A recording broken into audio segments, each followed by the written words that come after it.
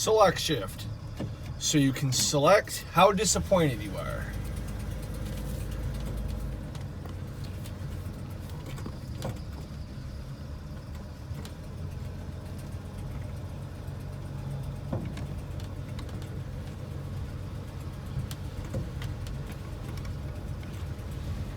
So, quick history lesson, and I am not any kind of transmission guru. They are not my expertise, but I will try to be as factual as I can be. So, these 80s trucks have a 3-speed automatic transmission. A lot of trucks did from this era. The 3-speed Ford goes all the way back to the late 40s or early 50s. It was originally called a Fordomatic or Mercomatic. And then I believe it was called the FMX. Then you have the C4 and the C6. They do have differences between them, but I'm not really sure what all they are other than, the name changes. So anyway, select shift. And just kind of get up and going here. But so my little shift indicator doesn't work, but at the top you have park. You move the shifter down a click, there's reverse. Down one more click is neutral, and down another one is drive. When you go into drive, as any normal 3-speed, you start off in first gear, accelerate, shift into second, and then you shift into third. On the old Dodges and Chevys that didn't have a select shift system like this, if you put it all the way down, if you put the shifter all the way down into first gear, it will stay in first. It won't go up to second, as with this truck as well. However, if you put the other trucks into second gear, you will start off in first. Sorry, I'm having a hard time fucking seeing the heater core on this truck's all jacked up. Fucking pissing fucking mist all over my windshield. Anyway, as I was saying, I'll get around this corner and try to do a bit better representation, which is going to be a little loud because we're on the gravel.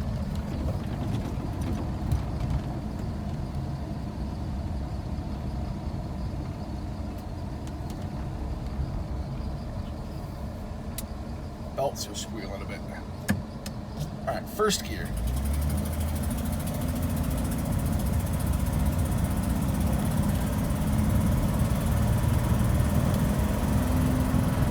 Do 30 in first, let off the throttle a bit. It won't shift. It will stay in first gear. Now when we go to second, typically, in most vehicles, you would start in first, get your speed, and go into second gear. This doesn't do that.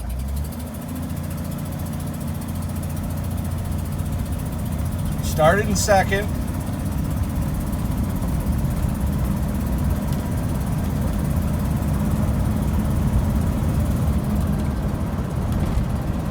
There's about 40. And we're still in second gear. And then I bump it up into drive, and there it shifts into third. And that's pretty much all it is. The advantage to it kind of depends on your application. I'm really not so sure that there is one. There's really nothing special about it. The concept of it, to my understanding, is that it helps you gain traction. By starting in second, you're making less torque to the rear wheels.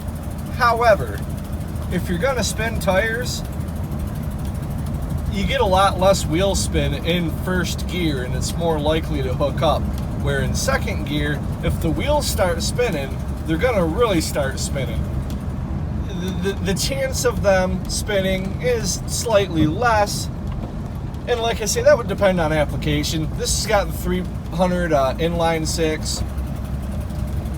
It makes peak torque below 2,000 RPM, and it's got 275 gears. It's also a short box. So in this truck, it doesn't really do much because of the low end torque. Now, if you had like a 302 truck with, you know, lower gears like 327s or 355s, I could see how maybe that would work, because those engines don't make torque until they really rev up, and it's easier to rev up faster in a lower gear than it is in a higher one. So maybe there's an advantage to it, and maybe there isn't. There's really no advantage for it in towing other than, so if I'm in second gear. If I was I'm in the second gear position. If I was in drive right now and I put it right into the floor like that, I would be downshifting into first gear. That would send the RPMs higher.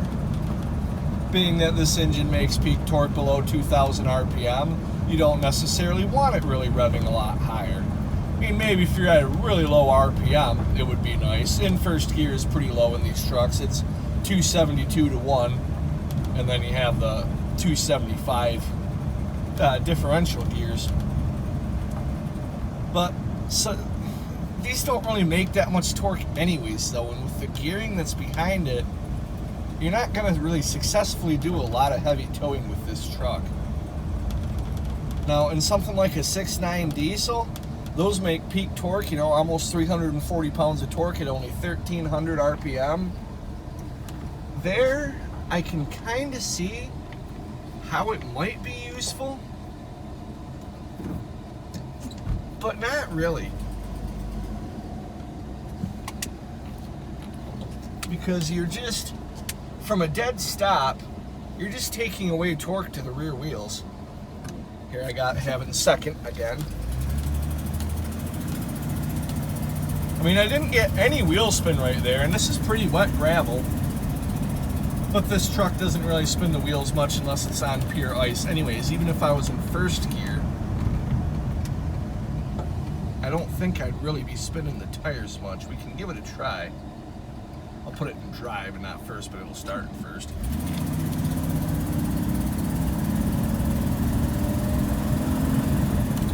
Yeah, maybe a little bit of wheel spin. I didn't see the speedometer jump up or anything.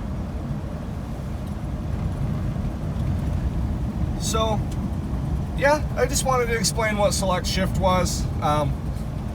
Actually got the idea from a regular car reviews video. They reviewed a Ford Pinto and it had Select Shift, you know, the floor shift. And he made the joke, Select Shift, to select how disappointed you are.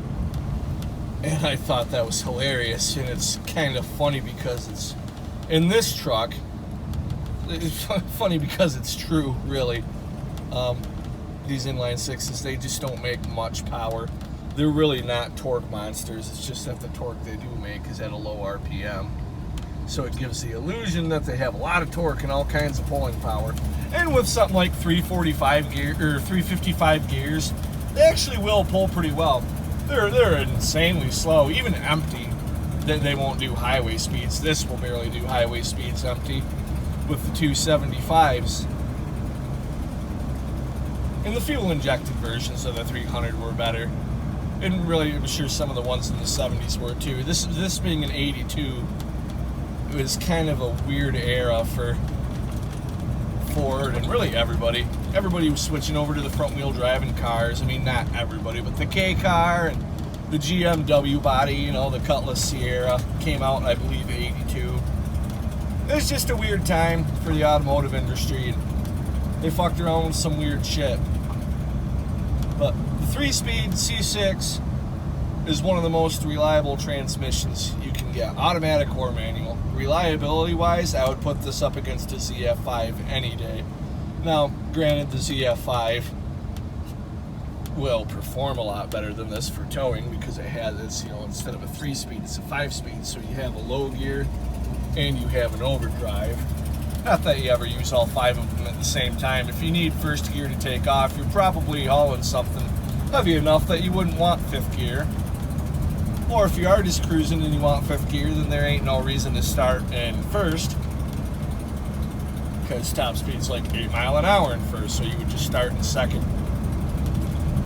But anyway, that's about it for this video. I know I've just kind of rambled. It's just what I normally do. Just fucking ramble a bunch of incoherent fucking bullshit.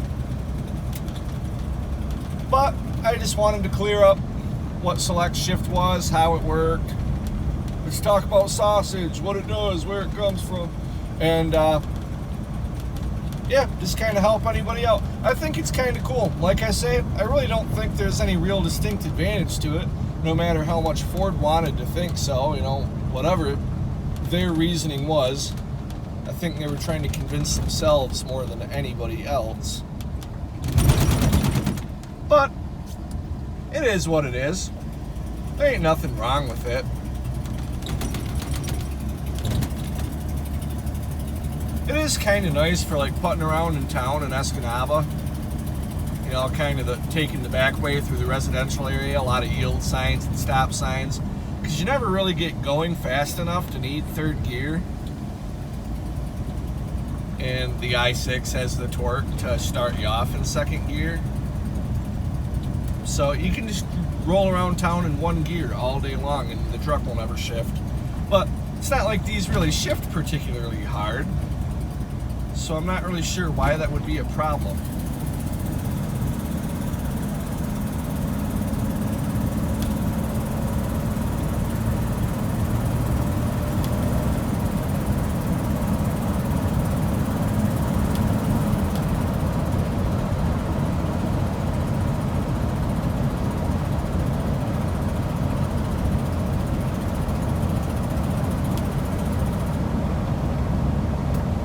So that's about it. Just figured I'd take it for a ride. I gotta burn some of the gas out of it. It's old gas and I have some work to do. I gotta pull a fuel line. I'd prefer to not have much gas in the tank when I do that. So that's just kind of what I got going on today. But anyway, thanks for watching.